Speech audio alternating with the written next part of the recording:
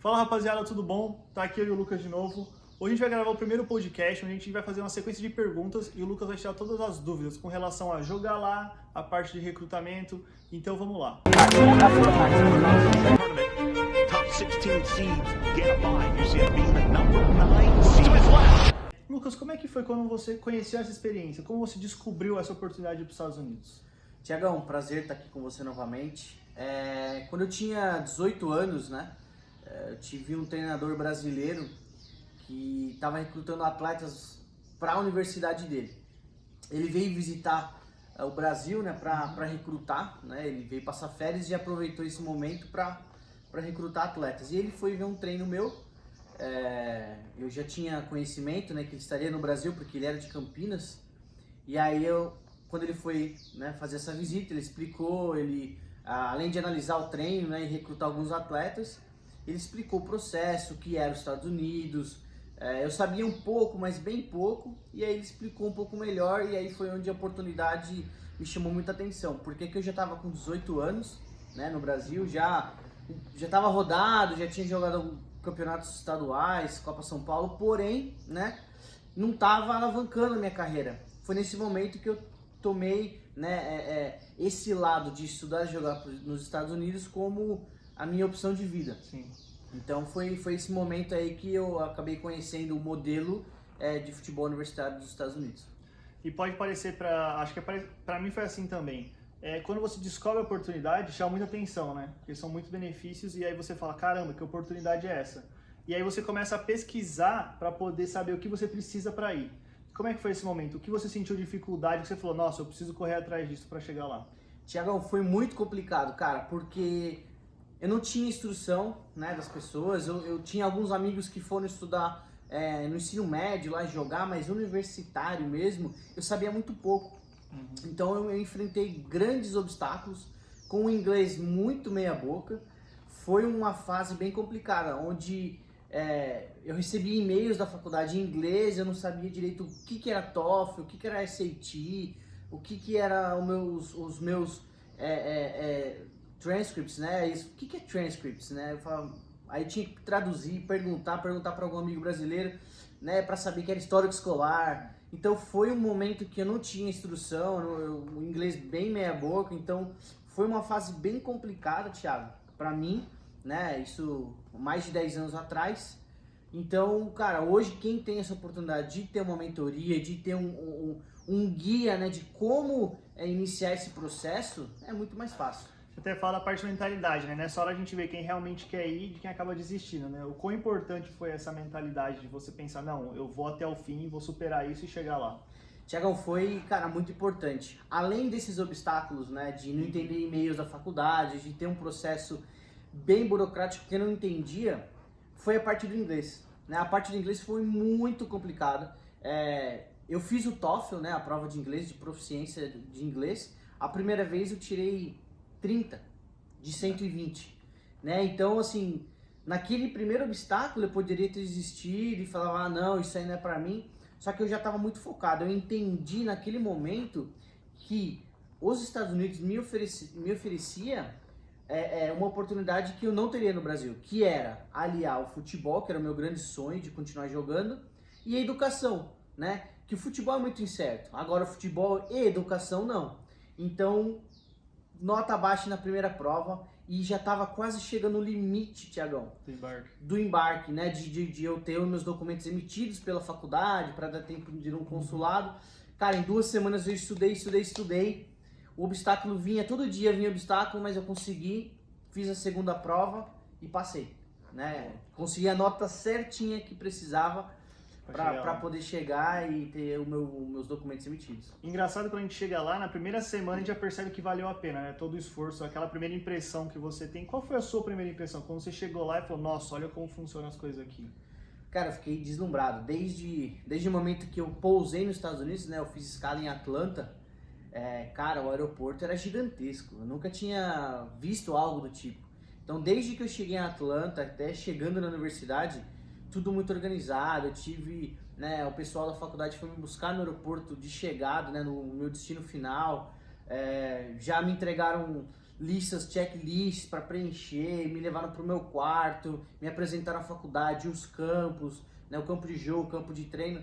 Foi assim, foi um choque para mim, né, chegar lá e ver aquela organização toda voltada para mim, né, que eu era um recurso, né, da faculdade para a equipe de futebol. Você percebe esse atendimento de atleta, né? Como se fosse um jogador profissional aqui, né? A base aqui não mostra isso como mostra lá, né? O atendimento, assim, é individualizado que a gente fala, né? Eu também, quando eu cheguei lá, o cara da faculdade foi me buscar, me levou para apresentar casas para morar lá, para conhecer, levou para fazer um tour pela faculdade. Pô, isso aqui no Brasil a gente não vê, né? Não vê, cara, não vê. E aí lá no futebol, quando você começou a jogar, qual foram as suas primeiras... o que você sentiu quando você começou a jogar? Dificuldades? O que você se destacou? Quais foram as suas impressões no futebol? Tiagão, assim, a minha maior dificuldade, né, como eu já falei aqui em alguns vídeos anteriores, Tiagão, foi a parte física. Eu estava saindo de um ambiente profissional, de juniores, de Copa São Paulo, cheguei lá e tive dificuldade principalmente na parte física, Tiagão. Foi um momento em que eu fiquei 2 semanas, eu e mais uns 2, 3 brasileiros, de nível altíssimo, trabalhando à parte para conseguir atingir a meta física, né? O famoso teste do ioiô, famoso teste dos 12 minutos. Então a parte física foi algo que me surpreendeu demais. 3 treinos por dia, 7 da manhã, 4 da tarde, 7 da noite, porque lá ficava escuro, né? Escurecia só às 9 da noite. Sim. Então para mim isso, cara, eu não entendi quando eu cheguei lá. Foi o meu maior obstáculo chegando lá, com certeza. E aí depois você acabou virando assistente lá, né? Lá. Como é que foi essa história? Conta pra gente o que ser um assistente te trouxe de conhecimento, o que mudou a sua visão do jogo e do processo. Grande parte, né, da minha carreira pós-universitária, né, eu trabalhei no Chicago Fire, que é um clube da MLS, a primeira divisão dos Estados Unidos, e eu tive o convite de ajudar, né, na parte principalmente de recrutamento de atletas internacionais, né, assistindo ao treinador principal. Então essa foi um conhecimento muito grande que eu adquiri, inclusive trabalhando com atletas do Brasil, da Inglaterra, do continente africano, América do Sul em geral. Então foi uma experiência muito positiva entender, né, os atletas e ver que esses atletas não tinham, em sua grande maioria, a orientação necessária, porque chegavam mais de 150 vídeos por dia para que eu pudesse analisar. É muita coisa. O filtro que a gente fazia era os atletas que mandavam o e-mail com o vídeo em inglês, isso era já fato principal. Atletas que tinham já a nota de TOEFL, né? Principalmente os que não são de país que falam, né? Que são de língua inglesa. Então foi um conhecimento adquirido muito importante, principalmente nesses 6 meses que eu fiquei lá. E aí você vendo atletas do mundo inteiro, o que você diria assim, o que o brasileiro se destaca em relação ao resto e o que o brasileiro fica atrás em relação ao resto do mundo? Na parte técnica, né, do futebol, a criatividade, o improviso, né, a tomada de decisão muito mais rápida, né, a gente joga bola na rua, a gente cresce com a base no futsal, né, então a tomada de decisão, a criatividade são coisas que o brasileiro ele se sobressai comparado a um atleta inglês, por exemplo. Agora, o que fica atrás é o nível de comprometimento, né? O nível de comprometimento do brasileiro, em sua grande maioria, ele é muito inferior ao nível de comprometimento de atletas ingleses. Eu estou usando inglês também. Então, assim, o comprometimento é a parte física, a alimentação, o descanso, a preparação para que você não tenha lesões, né? Prevenção de lesão. Então, o comprometimento do atleta brasileiro, ele é sempre, em sua grande maioria, menor do que outros atletas que a gente trabalhava lá. E é o que a gente fala, né? O brasileiro, se ele tiver comprometimento, é uma receita meio garantida, né? Porque o futebol ele já tem. Tendo comprometimento, estudando inglês para ir, ele acaba até indo com uma certa facilidade, né? Se tiver tudo bem preparado, assim, né? Se o cara estiver preparado fisicamente, tecnicamente, taticamente e academicamente, dentro do acadêmico a gente fala o inglês e também a parte acadêmica, né? Vai ter muito sucesso, né? Vai ter muito sucesso, não tem erro. Então o comprometimento tem que ser dentro e fora de campo. E fora do campo. E aí a parte que você depois volta pro Brasil também, faz a parte de recrutamento, tudo. O que os treinadores, conversando com muitos treinadores que você conhece, o que eles falam? Assim, a gente agora, o futebol tá mudando, a gente quer um tal tipo de atleta, quer um atleta desse jeito. O que muda nesse necessidade dos treinadores?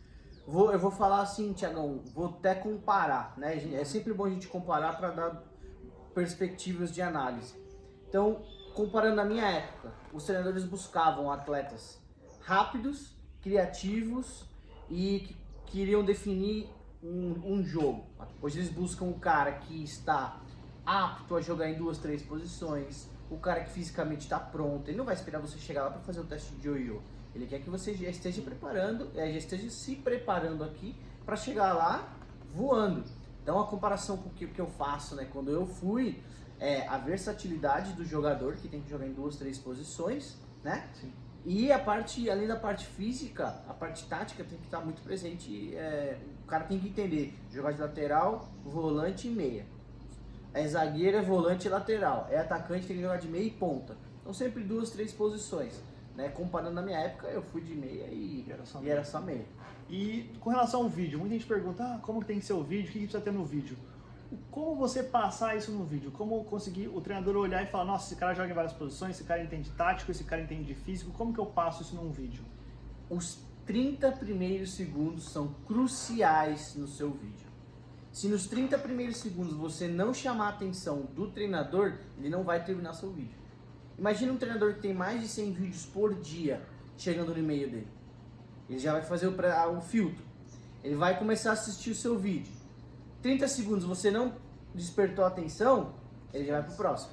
Então é colocar os melhores momentos logo de cara. Logo de cara, os melhores momentos. Em 30 segundos você vai conseguir colocar o quê? De 3 a 5 lances, até mais. Né? São lances de 4, 5 segundos.